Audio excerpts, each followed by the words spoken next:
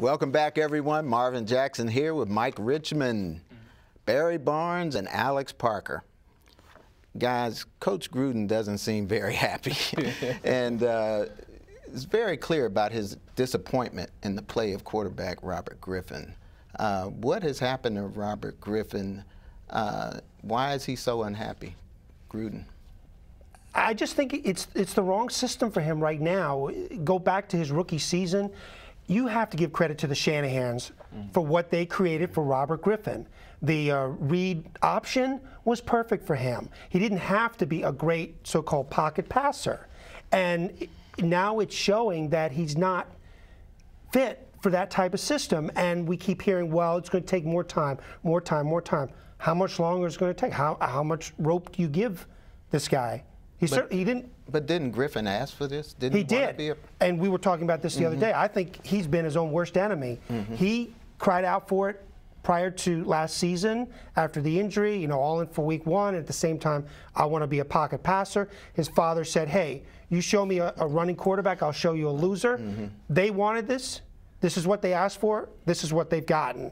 I'm not saying that the read option would be successful now as it was under the Shanahans, but you have to give credit to Mike and Kyle for what they did in Robert's rookie season.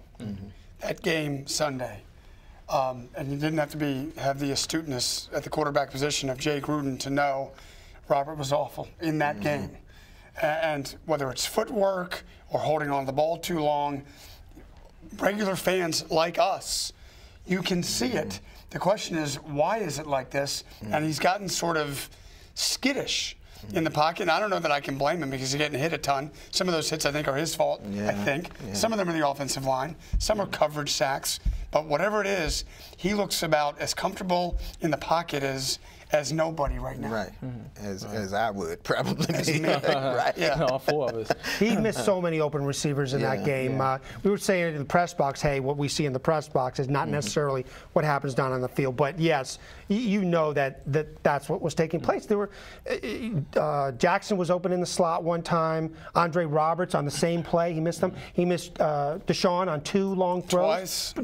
The first one was a touchdown. Was the second one? I think the second one was. So. The second one was close to a touchdown as well. He may have missed him on a third one too. Deshaun. I mean, he was just over the middle. It was very difficult to watch. I think as far as the issue with Robert Griffin is that, from looking at the press conference off the field, in my opinion, he don't respect no one in the Washington organization. Robert, for all his life, he always been told that he's the man. You can do this. You're really good. No one really taught him how to be the position. No one taught him how to be the quarterback. Playing the quarterback position is totally different than being it.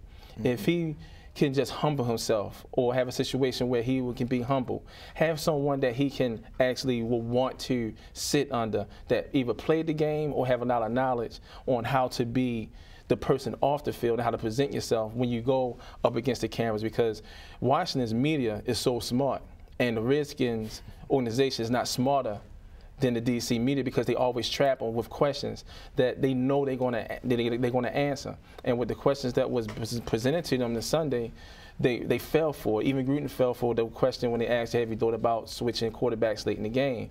But Robert Griffin, he had to get to a point or meet someone that he respects within this organization that can talk to him, telling him how to be the quarterback and know how to handle the press conference. And when you know how to handle the press conference and you know how to handle the locker room, then you can be able to play well on the field, because then you'll be more acceptable to your rebuke, your corrections, and that can actually transition to be a better player on the field. Well, both Gruden and Griffin have come back and apologized for some of the statements they made earlier. The only problem is is that because people have told them to get out and talk about that? And I don't think that Gruden should apologize for it, because what Robert said on Sunday, he actually stripped Gruden of his power. He actually embarrassed his teammates in the locker room, although he said that he did not intentionally do that.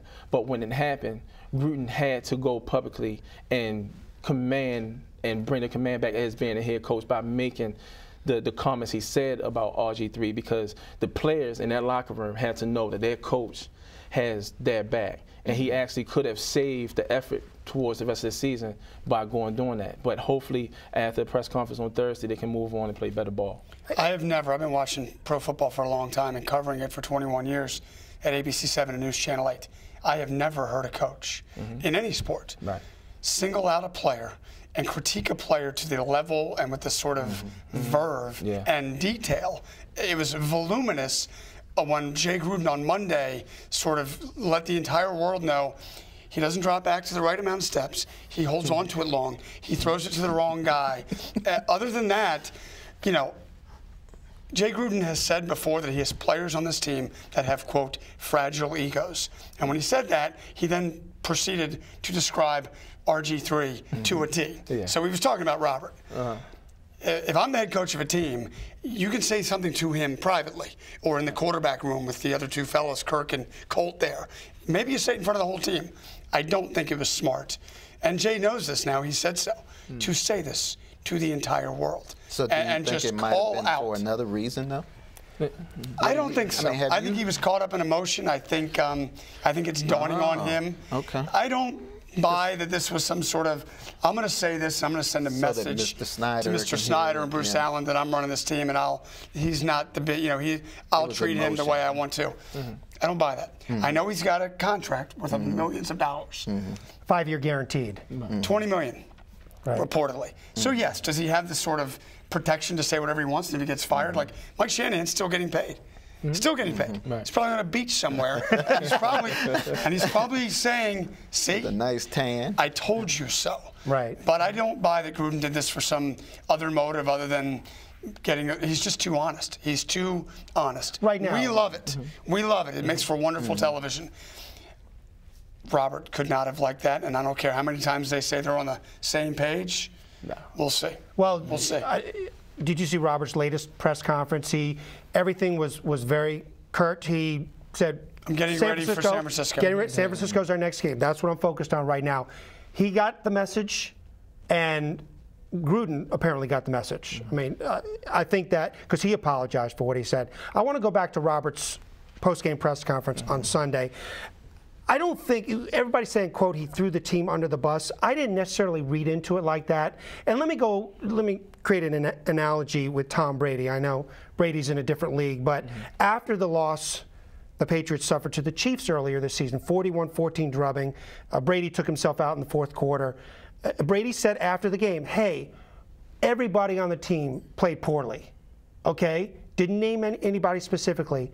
He said the whole team, okay? So why is he able to say it and Robert Griffin is scrutinized like he is? Is it just because Brady's in the ring? Yeah, okay, but I want to let you know that there are other quarterbacks in the league who will say that, or supposed leaders who do say that. But I don't necessarily think he threw his teammates under the bus with his comments after the game. I think the comments that really people did not like are when he said there are no Pro Bowl players on this team. And he said the linemen aren't playing, the wide receivers aren't playing, the running backs aren't playing. And I think when he did it that way, he put himself in there, though. And then he said, and he wasn't playing either. Right. But I think what people think is that a quarterback should only talk about his game after a game. And it should be up to the coach to talk about the rest. Right, well, that seems to be the protocol. Like he's darned if he does and darned if he doesn't. If he only talks about himself, then it's RG me. Yeah. And that's what it is. If he talks about other folks, other teammates, then he's throwing people under the bus. Right. I think that the line that got people was when he said, Robert said, you know, the Aaron Rodgers is, and the Peyton Mannings or Tom Brady's, they can't be great without their teammates being great, which may be a true statement. I don't know that on the hands of losing to Tampa at home, and Robert's gone more than one calendar year since he won a football game, that to link yourself with those two Hall of Famers, they're only the two best at it right now, I think immediately you put people, rub them in the wrong way. Let me ask you guys this. If he does not work out with Washington, are there any choices next year as far as draft picks, free agents? Is there? We got maybe a minute or so to talk about. They're married to him. They're married to him. I don't think they can. They have to evaluate him for the remaining 6 games of this season and look forward to him being their starting quarterback and just pray that he is going to be. It's time to pray. That he is going to be the person that they making his way toward one of the very good quarterbacks in the NFL. Because, they cannot consider getting rid of him in this offseason. Okay. He's approaching the fourth year of his contract, and I know he's got two one-year extensions, from what I understand, contract extensions. From what I read, for next year. Next Peter year. King reported that it's next May that the Redskins have until May whatever to decide whether to give him. I think it's a $16 million for 1 year. I thought for that fifth year. I would, if I was a betting man, and I'm not, I would bet that does not happen. So no talk of Jameis Winston, please, in the offseason. Nothing. They're going to have one of the top 5 picks, but nothing like that. What is it, Mariota? They're going to be drafted high, so they're not going to be late in the rounds. But I think the Redskins need to draft a quarterback that's really good or have the potential to be a star in the league, just to put fire under Robert. Let him know that if you don't get it right, I don't know if that worked the first time with Cousins. Well, let's take another break right here. And when we return, Mike, Barry, and Alex will predict this week's game against the 49ers. The Fab Three and myself will be back. Stay with us.